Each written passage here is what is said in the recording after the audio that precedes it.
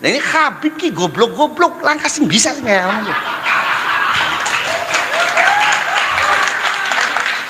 Di darah saya ini ada darah Rasulullah. Di darah saya ini ada darah Nabi Muhammad sallallahu alaihi wasallam. Tetapi itu bukan sebagai sebuah contoh tauladan, itu dipakai dan dipergunakan untuk membohongi masyarakat, bahkan yang lebih kejam daripada itu untuk menindas masyarakat. Bukan turunannya Kanjeng Nabi, yang justru malah turunannya Kanjeng Nabi itu adalah keturunan Wali Songo. Saya cucunya Syekh Syarif, begini-begini kata saya diturunannya Nabi. Ada yang ngomong, masa turunan Nabi cungure pesek kiri jari kita.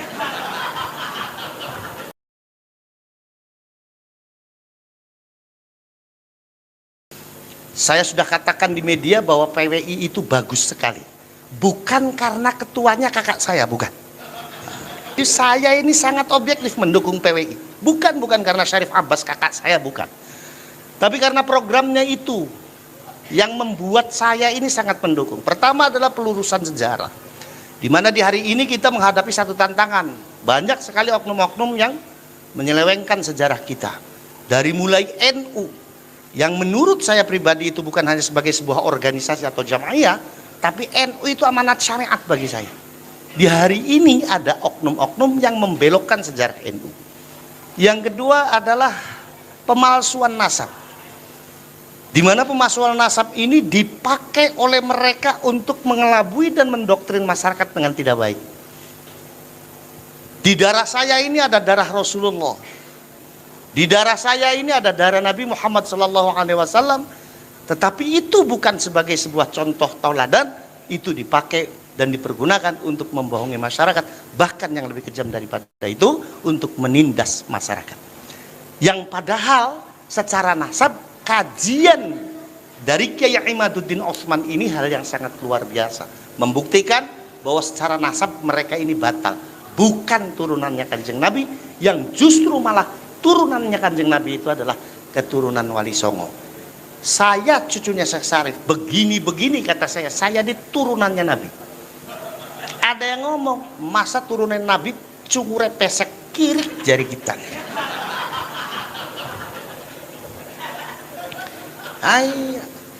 Akhirnya apa? Karena doktrinnya yang begitu kuat, akhirnya masyarakat memahami bahwa turunannya Kanjeng Nabi ukurannya cungur. Kalau ukurannya cungur, masa saya dengan Syarif Abbas beda keturunan? Ya kan? Syarif Abbas ini kan hidungnya mancung. Kalau dikatakan turunannya Nabi, wajar, pantas. Wajahnya ini Arabi. Kalau saya Cirebon Tulen, Pak. Mulanya lagi kita ngomong, mungkinan turunannya Sunan Gunung Jati, mungkinan turunannya Kanjeng Nabi. Anas ngomong, masa turunannya Kanjeng Nabi cungure pesek kirik jadi gitu.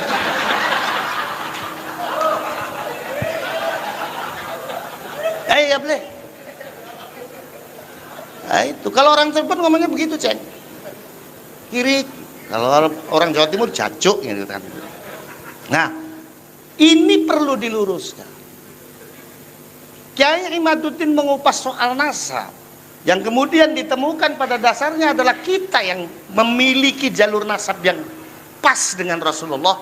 Tujuannya adalah bukan untuk sombong-sombongan. Tujuannya adalah bukan untuk dipamerkan, tapi tujuannya adalah sebagai contoh toladan bagi pribadi kita. Saya sampai di hari ini jangankan nyontoh Kanjeng Nabi, nyontoh bapaknya sendiri saja saya belum bisa. Apalagi nyontoh kakek saya. Diceritakan yang namanya Mbah Muta'ad ini besok dinyatakan umur 15 tahun itu sudah berpuasa. Sampai ketika wafatnya beliau ini dalam kondisi berpuasa. Kakek saya jatuh kepada saya cucunya, untung bulan Ramadan pol saya itu puasa. Untung itu. Untung di sunnahnya Syawal, orang-orang pada 1 minggu, saya cukup 3 hari saja. Ada yang nanya, Rip, ngapa di puasa makan telung dina bisa jarewel dari kita, ganjarannya pada baik dari kita. Teka mengkononnya tergantung ikhlasnya. Maksudnya tergantung ikhlasnya, ente sih puasa seminggu pameran, kita sih telung dina menang-menang baik dari kita. Ya inilah. Nah, maka yang terjadi akhirnya apa? Di Indonesia ini tidak terasa terjadi Arabisasi, Pak.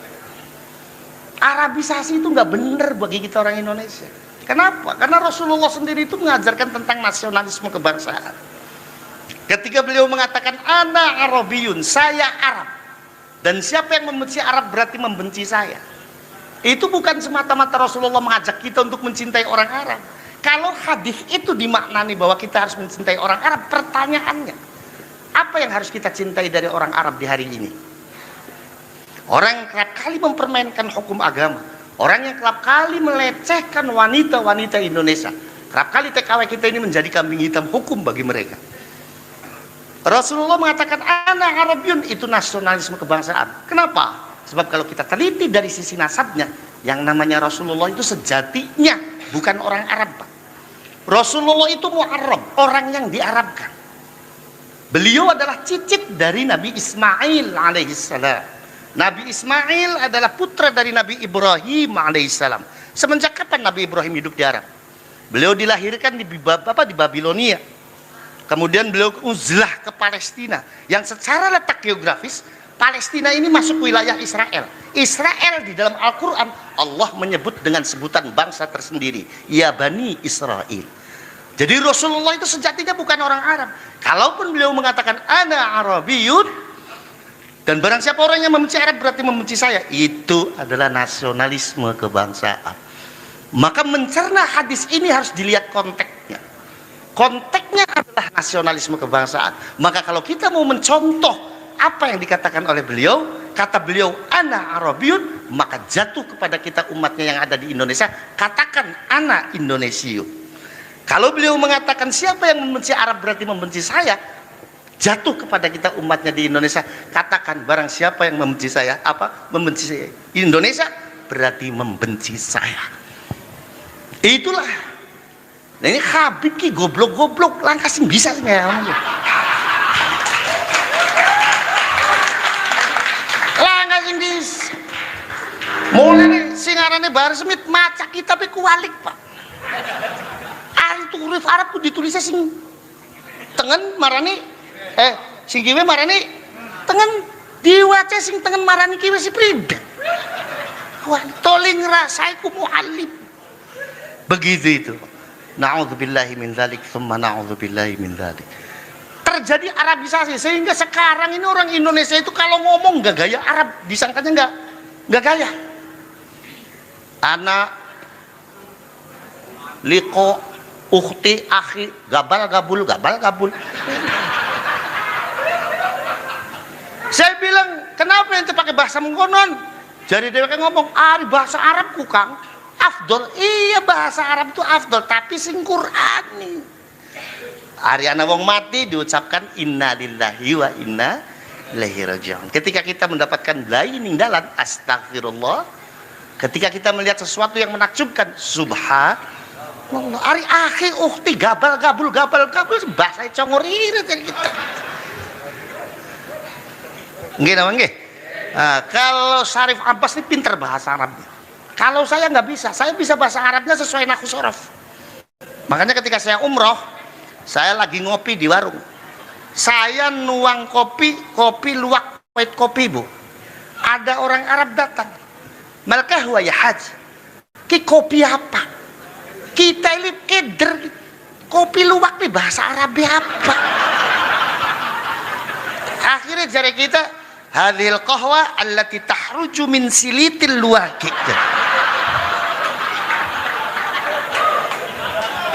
Ya tuh bahasa Arabnya apa kopi luwak?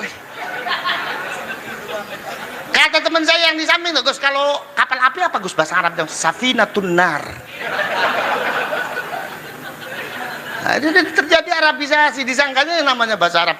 Akhi, ukhti, gabal gabul. Itu afdol, bukan. Yang afdol dalam bahasa Arab itu yang Qur'ani.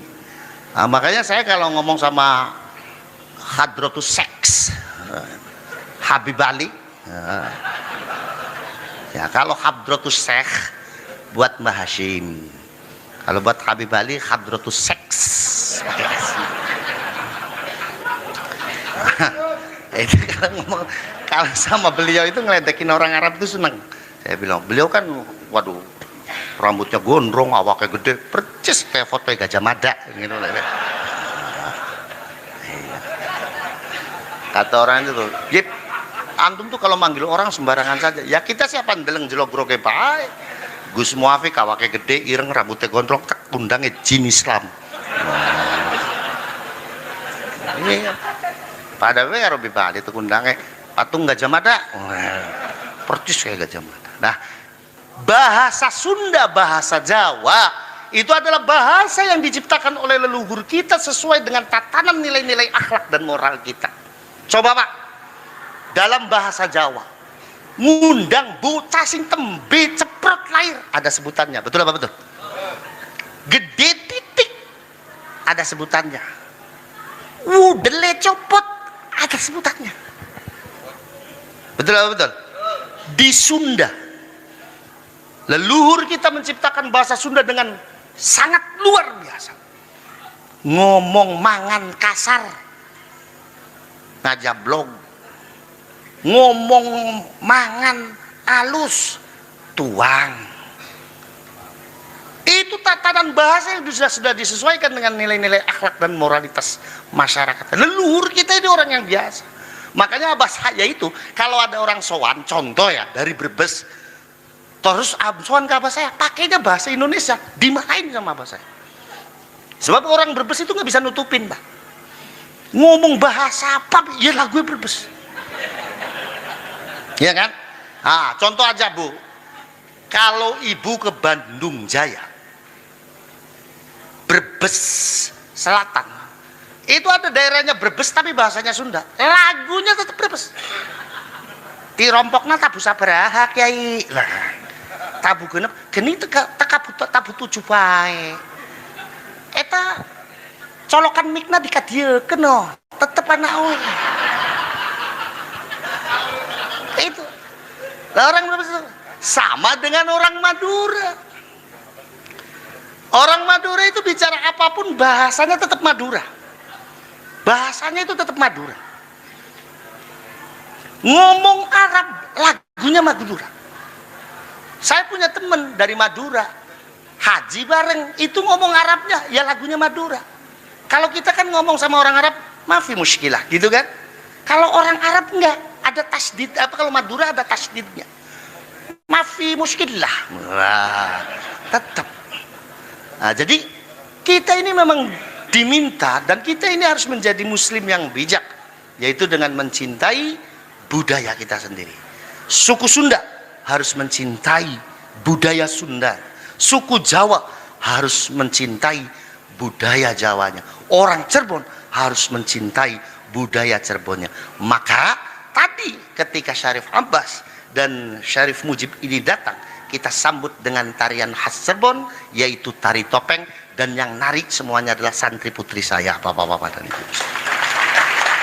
Saya katakan kepada ibu bahwa kalau santri saya nari topeng, konteksnya adalah tabarrukat. Kenapa? Karena tari topeng itu yang menciptakan adalah kakek saya, Pangeran Cakrabuana.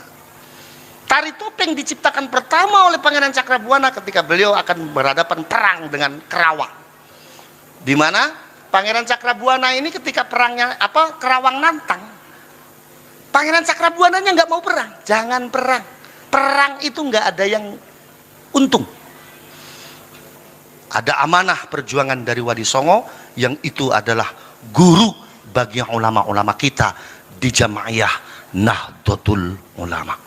Itu saja, sekali lagi selamat datang di Pondok Pesantren Nahdlatul Ummah. Saya mohon ziyadah doa dari para kiai, mudah-mudahan saya diberikan kekuatan untuk terus mengemban amanat dari almarhum al-Maghfurlah As-Sayyid Asy-Syarif Kiai Al-Hajj Fuad Hashim Al-Husaini. Terima kasih, mohon maaf, wallahul muwaffiq ila aqwamit thariq. Wassalamualaikum warahmatullahi wabarakatuh.